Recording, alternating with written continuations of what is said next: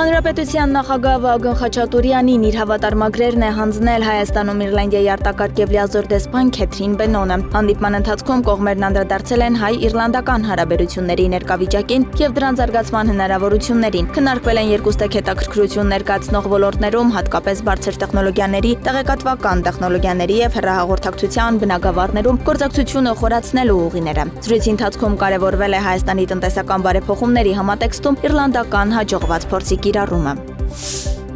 Անվտանգության խորհրդի քարտուղար Արմեն Գրիգորյանը հանդիպել է Եվրոպայի և Եվրասիայի հարցերով փոխպետ քարտուղարի տեղակալ Ջոշ Հաքի հետ։ Անդրադարձ է կատարվել հայ-ամերիկյան ամուր հարաբերություններին, մտքեր են փոխանակվել շարունակել սերտ գործողությունը, տարածաշրջանային բարեկեցությունը, փոխկապակցվածությունն ու անվտանգությունը խթանելու ուղղությամբ։ Բաքվի դատարանում նախօրեին շարունակվել է հայ գերիների Արցախի նախկին ռազմաքաղաքական ղեկավարության Արայիկ Հարությունյանի, Արկադի Ղուկասյանի, Բակո Սահակյանի, Դավիթ Իշխանյանի, Լյովա Մնացականյանի, Դավիթ Բաբայանի և մյուսների գործով դատավարությունը։ Նիստին մասնակցել են տուժողները, նրանց իրավահաջորդներն ու ներկայացուցիչները, նաև մեղադրվող կողմի դատախազները։